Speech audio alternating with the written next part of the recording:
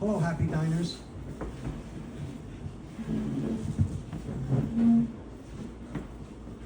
So I'm Uncle Rocky. I've been married 40 years to Pixie, sitting over here videoing me. The only reason why I do this is because it's the only place I can get 5 minutes uninterrupted. You know, maturing in marriage is accepting the fact that your wife can't remember where she left her glasses, but she can remember something I said 40 years ago on a Monday night. You know, she'll have 50% of a conversation in her head before she brings me into it, and then I'm accused of never paying attention. And I have to admit, I have selective memory. I like to call it Italian Alzheimer's. I forget everything but the grudges. You know, we're Italian, we talk with our hands a lot. If you watch me, my hands are always going, Pixie especially. Sometimes she looks like she's landing planes on an aircraft carrier. Well, a couple of summers ago, she broke her wrist and she developed a speech impediment. She just stood there going, ba-ba-ba-ba-ba-ba-ba-ba.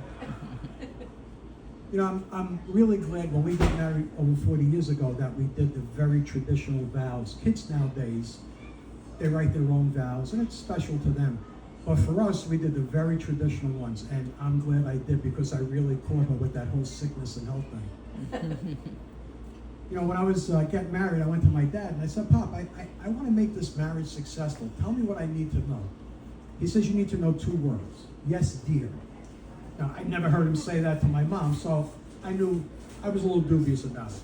So I go to my grandfather, and I say to him, Papa, tell me, what do I need to know? I'm getting married. He goes, this girl, she's Italian?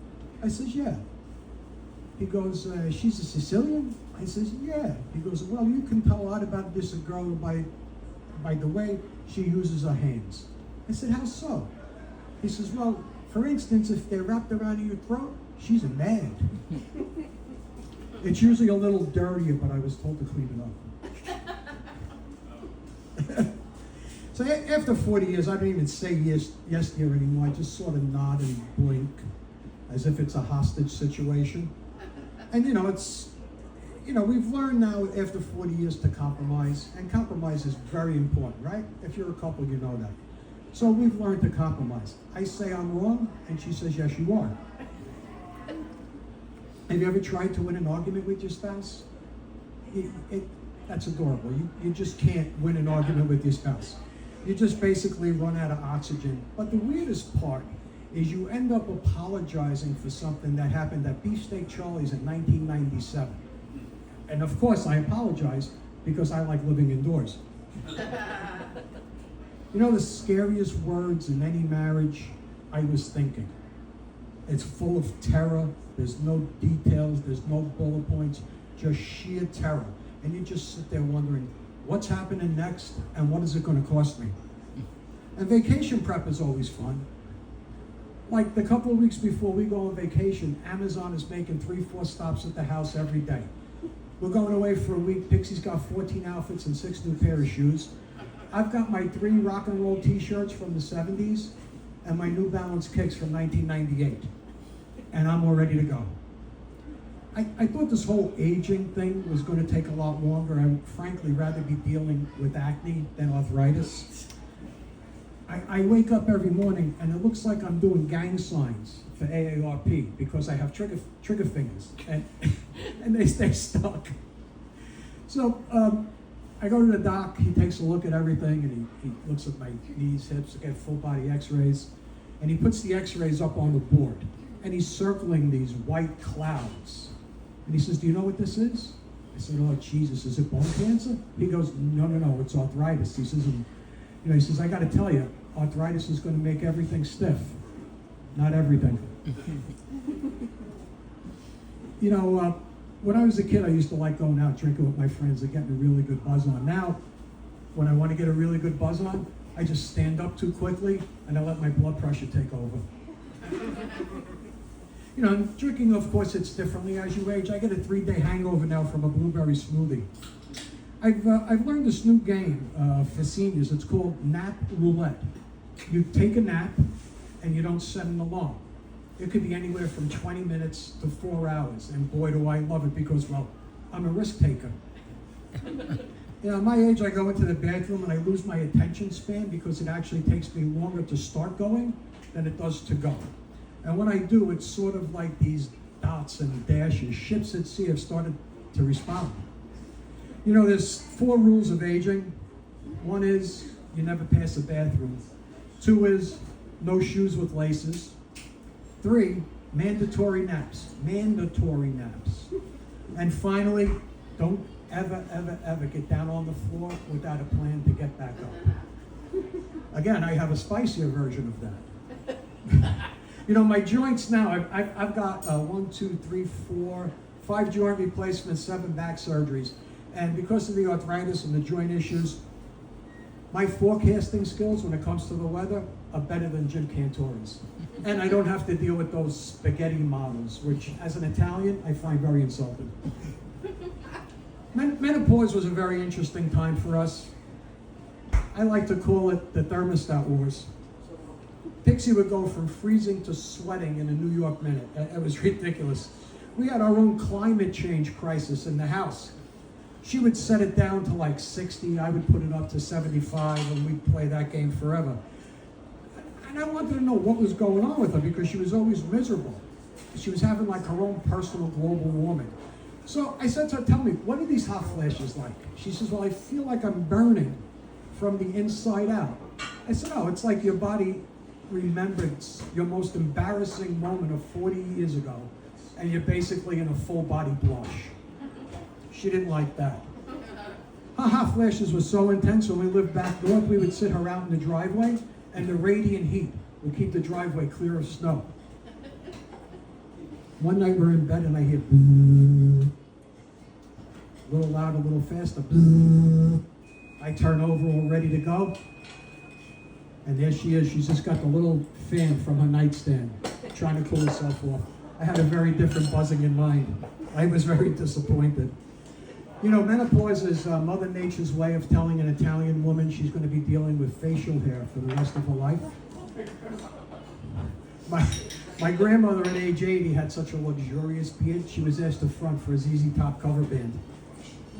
And I grew up in Brooklyn, New York, and Italian neighborhoods and Jewish neighborhoods were adjacent. So you become friends outside of your own ethnic community. I like to call up the spaghetti and matzo ball gang.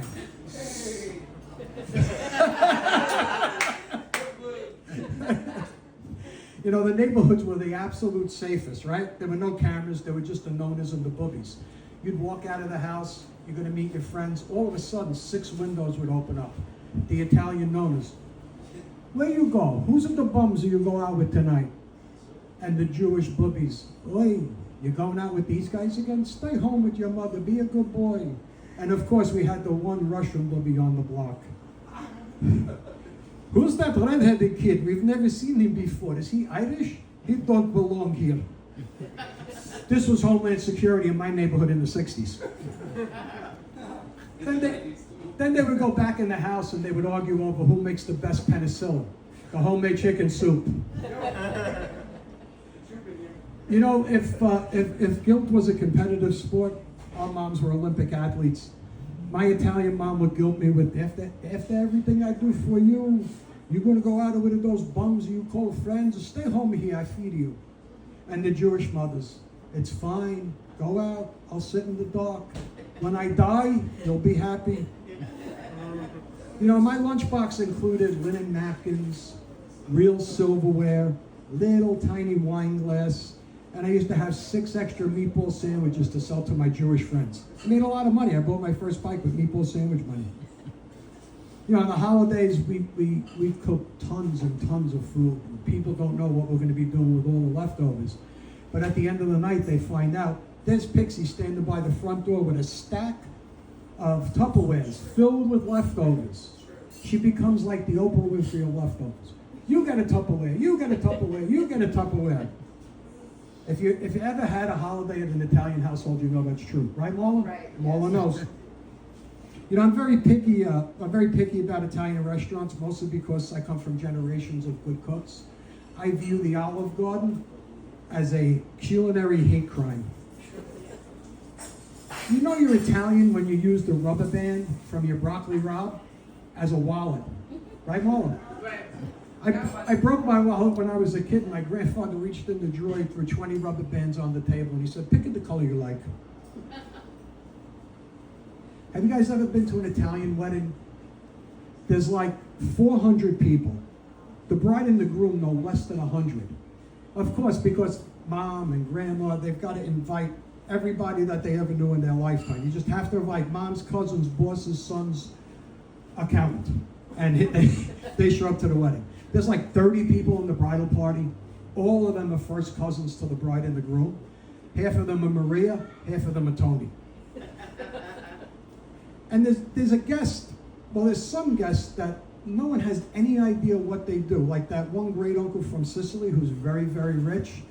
No one has any idea what he does for a job. We have our suspicions, never could be confirmed. And the cocktail hour starts with enough food to feed a small village. You got all kinds of cheeses and Italian cold cuts. You got shrimp. You got a Chinese food station. You got carving stations. And after that, you go inside to the main dining room, where the first course is the pre-pasta. The second course is the pasta. And the third course is the post-pasta pasta. We really like pasta. Finally, the surf and turf is served. We just don't do that rubbery chicken. I mean, you gotta have a good meal if you're Italian. Everybody's stuffed, it's time to dance, and of course there's always that one drunk uncle who runs over to the band, grabs the microphone, and starts doing his rendition of My Way in the key of drunk. Then it's the Venetian hour where we drink espresso at midnight. We eat about 12 very sugary desserts. We get really wired up, and then we're ready to drive home. Plus, there's always food to go. You know, Italians, we don't bring gifts to a wedding. If you show up with a toaster, there's a good chance you're going to disappear. It's usually cash, only cash. Maybe sometimes there's a little sticky note of congratulations in an envelope. And, you know, you walk up to the dais and you hand it to the grandma. And the grandma's sitting there with what we call a boost. It's a silk bag. They put all the envelopes with the cash in it. She's got that bag in her left hand. In her right hand, it's laying on her purse, in which she has her 38. You know, sometimes that wad of cash has just got that rubber band from the broccoli rabe, and it becomes untraceable at that point. You know, Italian funerals, we put the fun in funerals. You get to see those wedding and funeral relatives that you never see during the year. You see them just when somebody dies or when somebody gets married. And the only difference between an Italian wedding and an Italian funeral, there's just one less guest of honor. The people are the same, the foods are the same, sometimes even the tears are the same. There's just one less guy. So, in closing, I want you to know that I just became an ordained minister.